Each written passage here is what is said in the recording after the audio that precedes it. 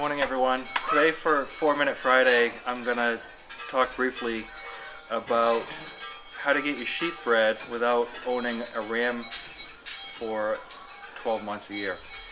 And so I'm going to tell you what works for me. Back when I first started raising sheep about 8 years ago, I was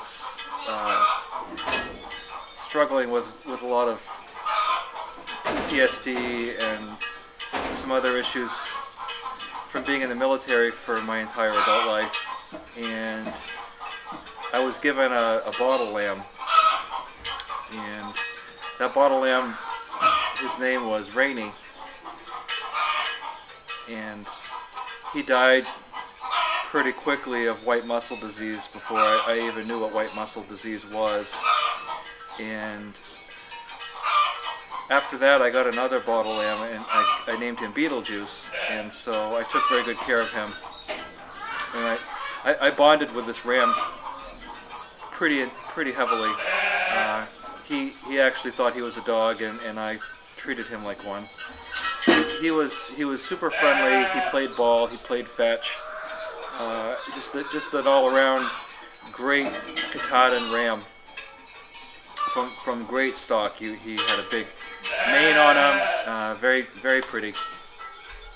Well, at that time I had some counselors come out for my children, and even though I had everything posted, and the supervisor of this company that came out for the counseling service had told the counselors to stay out of the barns and out of the pass, this person still went out there, and my lawyer says I should never mention her name so I won't. But this lady went out there, and at this time my sheep Beetlejuice was about a year old, and it was midsummer. He didn't know who this person was out in the field with his girls, and he knocked this lady down.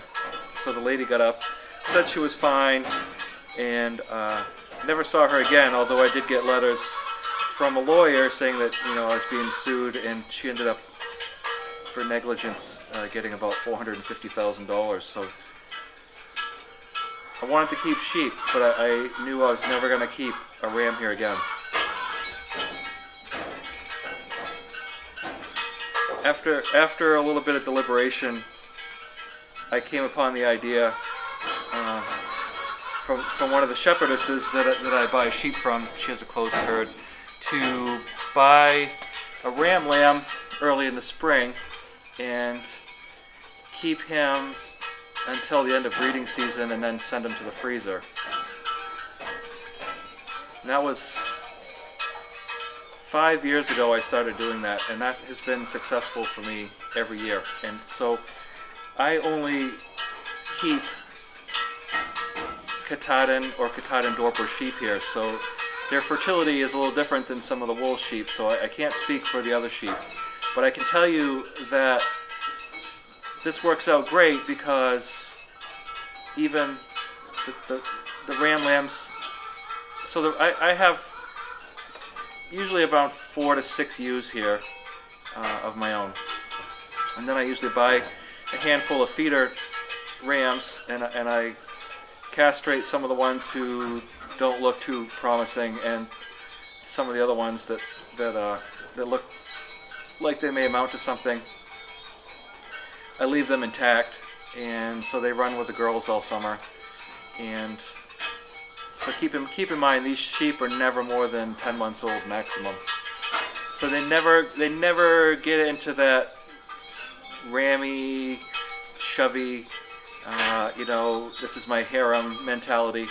I never have issues with it, because they're basically teenagers. They're just coming into puberty. They're fertile. They do their business, and very soon thereafter. So the price of paying for a couple lambs, it's a wash with a couple of the lambs I sell, but then I make it up at the end of the year with selling those lambs as food. So to make a long story short, I know a lot of people getting into this are like, how do I have rams? Rams are scary, and yeah, intact male animals are scary because they they want to protect their harem, and so when it comes time for breeding season, they can be mean, and even the most gentle bull, the most gentle ram can hurt you. And so, a lot of us, a lot of you who are new and you want some sheep or you want some cattle, and you want to have a little breeding program, but you're afraid of those intact males. This is a way to do it for sheep. Now, cattle, they come into it a little bit later, so that's a whole different video. But as far as sheep, and specifically the hair sheep, because that's what I raise, that's what I can vouch for.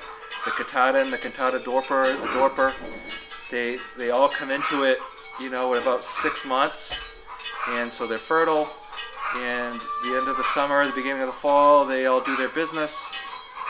I send them down the river.